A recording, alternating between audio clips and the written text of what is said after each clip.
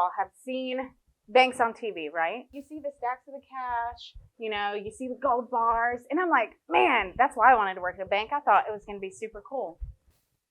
No, this is what it really looks like. We have cash, don't get us wrong. I really appreciate you guys having us this morning. We are excited about the opportunity to present. For those of you who do not know, Megan and I are from Citizens Bank and Trust. We are just around the corner from you guys. Good morning. So my name is Megan Donnelly. I am the Organizational Talent Development Officer for Citizens Bank and Trust. So I was raised by a single mom. I have two sisters. I'm the middle of two sisters. And we didn't grow up with a lot of money. So my mom actually worked 3 jobs when we were growing up. So that taught me 2 things. One was that I know I needed to work hard to get the things that I wanted. And 2 was that I wanted to make sure I had a good job so I could pay for the things that I want when I get older. So I actually went to Bartow Middle School, and then I went to Auburndale High School. I ended up graduating with highest honors in school, and I was in student government. I was the president of the student class, so stayed very involved in school. I did not know that I wanted to be in banking when I was younger. I thought I wanted to be a pediatrician. So I don't know that anybody ever grows up wanting to be a banker, but hopefully after today, we can show you that banking can actually be fun. And maybe it might be something you're interested in down the road. Just a little bit about myself. I celebrated 9 years with Citizens Bank and Trust on Tuesday. So I'm pretty excited about that. I've been in banking since I was 18, basically right out of high school. I started as a teller. Going back just a few years to maybe where some of you guys are today, I knew that I was going to have to work double time for everything that I achieved. So 8th grade, I got an opportunity to take Algebra 1 honors, which doesn't seem like a big deal, but then it was by invitation only. You would get a fancy letter in the mail that said you were approved. So that's kind of how I started. I was taking all of the classes that I possibly could. As soon as the AP courses, and are you guys familiar with IB classes and things like that? As soon as those became available to me, I started taking those because I knew that I would get college credit. And the quicker I could get done with my degree, with the least amount of money, the better off I was going to be. So through my high school career, I did AP Calculus, I took AP History, I took several classes that I kind of feel developed my character over that time. And we'll talk a little bit about that a little bit later in the lesson. I do have my bachelor's degree in business administration, concentrated in supervision and management, and that has led me to where I am with Citizens Bank. I was raised by my grandparents and my mom, so my mom was disabled at the time. My grandparents were going into retirement, and so there was a lot going on. I run an office of 5 direct reports, and then I also have another department that's in my branch. And for that, I guess we can share a little bit about what we actually do. A lot of times when people talk about the bank, they think that it's just, the place where you go to get money, but there's really a lot that goes on at the bank. The bank is a business. It's something where we have to keep in mind our customers and make them satisfied, but we also have to make money for the company. So part of my job is creating a budget and helping work through that budget every year, keeping track of everything that we're doing. I also have staff that I have to coach and train and help them really do what's best for their career. But when you're coaching your employees, you're finding what their likes are, what their interests are, and you're constantly trying to help them excel and do better in what they do. And really, the customers, that's almost a byproduct, because if you're treating your employees well, you're treating each other well, your customers can see that as well. And it really plays a huge role. So I've actually held many positions in banking. I've been a teller.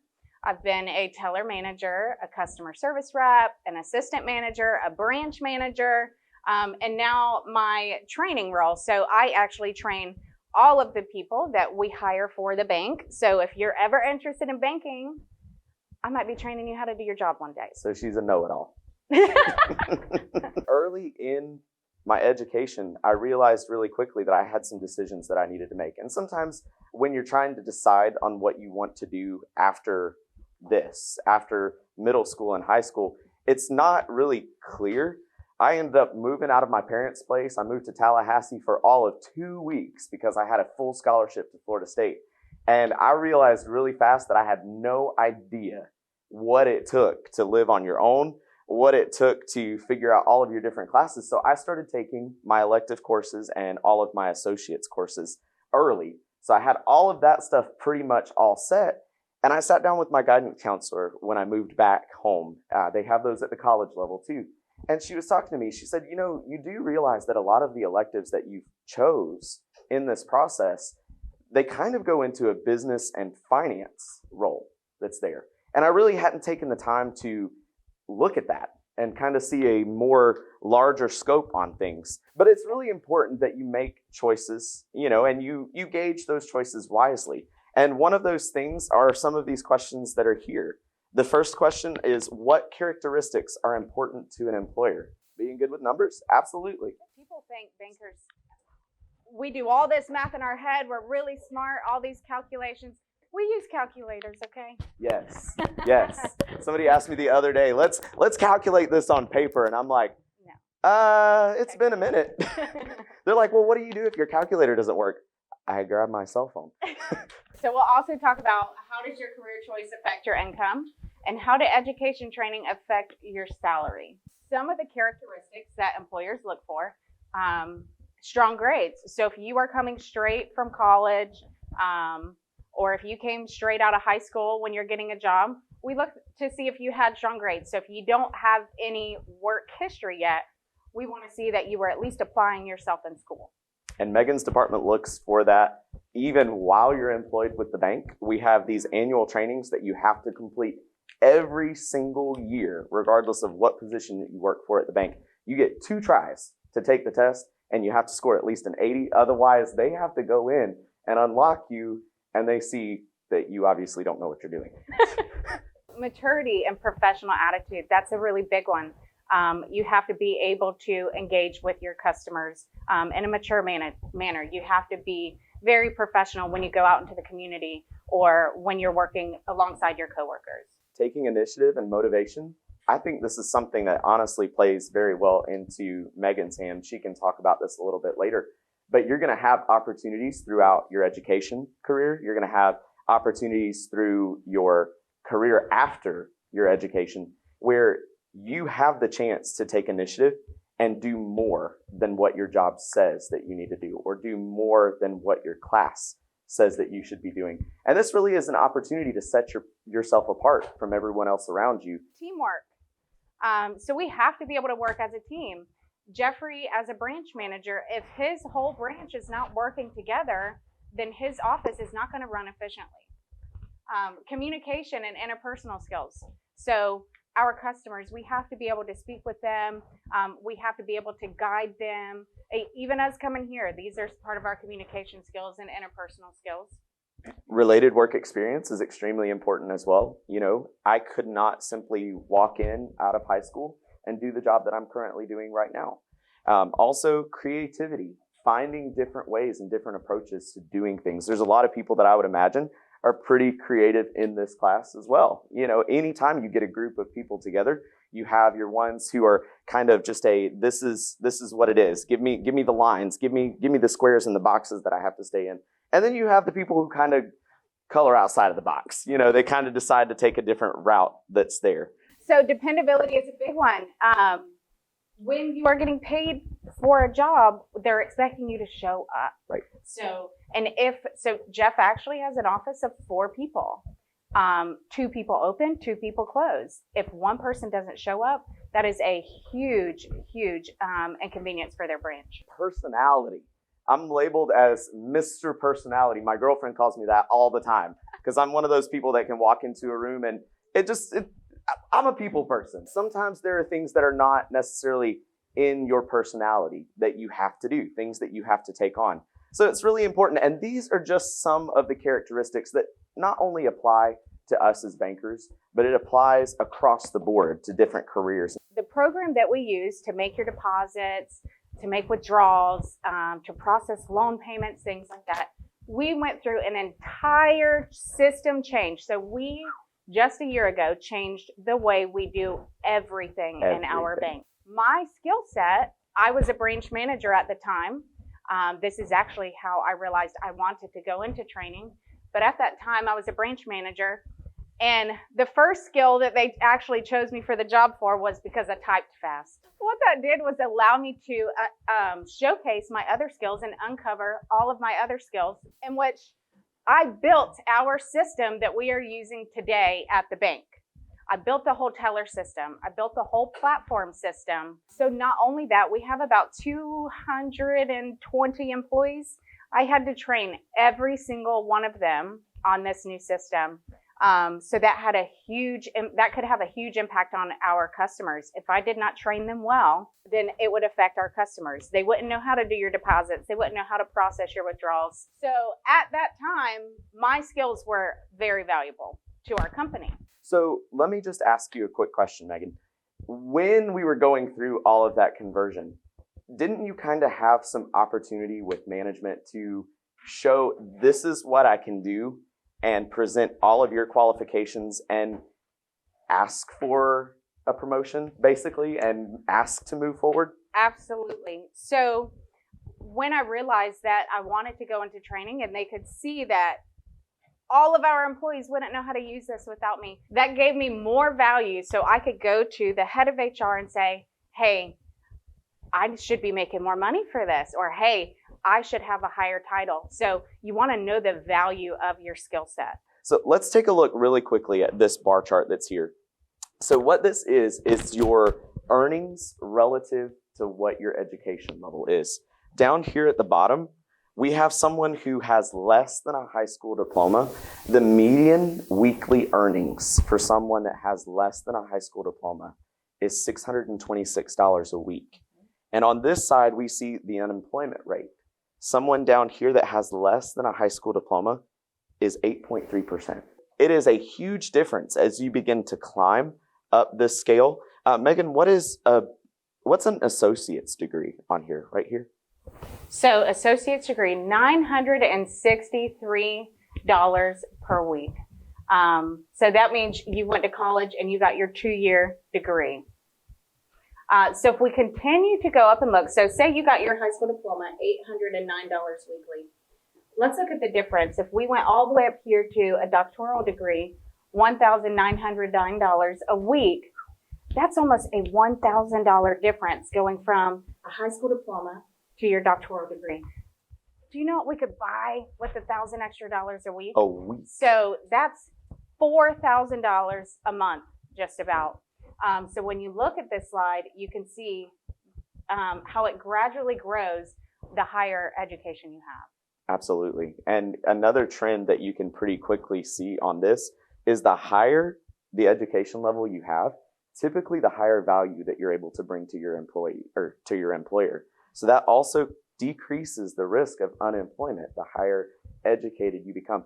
The only way I was able to get into college was by working and busting my tail. I had to make sure that I was applying for Bright Futures scholarships, making sure I was completing my FAFSA. I also qualified for Pell Grant. While I was going to college, I was working at the bank. I was taking night classes, and I was doing all of that simultaneously. And really, when I graduated with my bachelor's degree, I had very little student debt that was there. And I was still working my job at the bank. So it is attainable. Or maybe you're not necessarily going on the road where you want your doctorate degree, you want your master's degree, but maybe some of you guys are going more the skills. I understand that Duke is a wonderful company to work for. The key is, though, when you get to high school, just keep in touch with your guidance counselor. They will help to push you in the right direction, to lead you in the right direction. I actually didn't even know I wanted to go into banking until after I graduated high school, and I realized, man, bills are really expensive, and so is college. And so I needed to make more money so I could pay for those things. Just like any company, you're going to have different levels of employment. We have entry-level employees. That would be the folks that you see a lot of times in the branch. If you go into one of our offices and you speak to one of the ladies or gentlemen on the teller line and you need to cash a check or you need to get some cash out, those are entry-level employees, typically. Those are tellers. So they need at least their high school diploma to be able to be a teller. Absolutely. Now, some of our tellers, they have decided to continue their education. One thing that our HR department does offer is tuition reimbursement. But all of the different areas that are there, there's different areas of banking aside from just what you see when you walk in the doors. Yeah. Megan works back office. We have an entire team who investigate fraud, where people who are trying to steal other people's money digitally, whether they take They're their like debit card. the police officers for the bank. Yes. That's part of our BSA department, Bank Secrecy Act. And then you have loan support. Anytime somebody wants to get money from the bank and they want to use their house to borrow it or their car to borrow it, we have loan support. Those are those entry-level positions. Now, when you move to middle management and you have someone who's maybe an assistant branch manager or a loan processing supervisor or a treasurer that helps get all of our money to the Fed and pull money from the Fed, that's intricate even for bankers to understand. There's a degree that's preferred there. Someone with a degree would be able to pick up some of those things from accounting, and they'd be able to jump into the treasurer position at the bank. If they don't have their degree, we do require pretty significant experience, at least 2 years experience for those types of roles. So then we have our assistant vice president, and officers. That's where we fall. Yes, so that's degree preferred or 5+ years experience required. I have been in banking for 11 years. He left my title off this slide, though. Purposefully. So these are our branch managers, our wealth management officers, our deposit ops director, network administrator, and controllers. We have IT people for the bank. So they do all of our software. They help me when I break something on the computer. They screen all of the emails that we have coming into the bank to make sure that there's not someone who is trying to take money from the bank and its customers. Every single email that drops into our bank, if it has links or attachments or different things like that, there's an IT department that actually reviews all of that. Their last report was that they reviewed 11 million emails. Our wealth management officers, they do the investing. So have you heard of the stock market and things like that, Wall Street? Retirement. Woo. That's true. Retirement. They do handle all of our investments. We're going to be working toward senior management and executive level positions. So this is my boss. She handles 16 branches at the moment, and she delegates and takes care of all of that stuff. So she's our retail administrator. She is a senior vice president of the company. All of this would require a ton of experience. At least 10 years of experience in the field is the minimum for someone to have a senior management position. And almost every single one of our employees who hold those positions have a bachelor's degree or more. Most of them hold their master's degree so that they're able to make the appropriate decisions that need to be made. All of these people that you see on social media, it looks like they have all of this money and they're able to achieve and accomplish anything that they possibly want. But I guarantee you, if they manage their funds well, that is going to be how they'll have continued success. Did you know they take some of our money out of our paychecks? So think about like when you go to the store and you're buying something, say it costs $10. There's tax on that money. So it's actually $10.70. So they do take taxes out of our checks as well. Yes. So whenever you see your pay stub, you see the number that you made, and then you see a number that you get to take home. And that was a really bold reality when I got my first paycheck. So we're going to do a couple of examples here for you. Xavier is an hourly employee who makes $17 an hour and works 40 hours per week. If Xavier is paid weekly, what is his gross pay? Calculating gross pay is just taking what you make per hour and multiplying it by the number of hours that are in that pay cycle. So for this one, it was 40 hours and he gets paid weekly. 17 times 40 is 680. But we're going to show you how we break this down. $67,000 per year divided by 26 paychecks is $2,576.92. Those deductions that you might be talking about, there are things that you pay into Social Security. So hopefully we have a little bit of retirement when we get old and gray and we decide we're going to just kick our feet up and relax. Sure. Then we also pay, of course, our taxes. Those are things that are required for different funding and things that are going on. We also make our own contributions. We have a 401k at Citizens Bank, where basically when I put a certain amount of my paycheck in, the bank puts more money in. And I always tell my employees, listen, do not complain to me about your paycheck if you are not putting some money into your retirement account. Now that seems kind of mean, but if you are not putting away money for your retirement when the bank is literally giving you additional money to do that, you're only hurting yourself. So we went from $680 gross pay and we're bringing home $494 as our net pay. It's almost $200. So that's a big difference. So we also have to take that in account when we're working, when we're budgeting, when we're trying to pay our bills. Needs are things that you have to have in order to live. It could be housing, it could be transportation, it could be food, whatever that case may be. That is a need. It's also called an expense. Now, an expense can also be a want. Wants are things, of course, that you would just like to have. You know, the latest iPhone, new shoes, snacks in the cafeteria, whatever that may be. But what we have to do as responsible people with our money is plan how we will spend our money so we can buy what we need first, put a roof over our head, make sure that we can get to work in our transportation, and have some money left over for our wants. This, in all basic forms, is what a budget is. Making sure that you know how much you make and then budgeting accordingly, making sure that you have enough for it. You are never too young to go ahead and start thinking about saving, thinking about budgeting, thinking about money, because you can be successful at your age. Just about everyone has a device that they could download an app on. One of my favorite budgeting tools is called Every Dollar. Every Dollar. So this is an app that's available through the App Store on your phone, and it's something that is really super easy to use, whether you make $10 a week or you make $10,000 a week. You download the Every Dollar app, and of course it goes on your homepage of your phone. You click on it, and then it has little thumbnails at the bottom that you can add income, you can add your expenses, and you can do all kinds of really cool stuff with this. So what Every Dollar does is when you put in your income, it calculates your total income amount, and then it also puts all of your expenses into a category.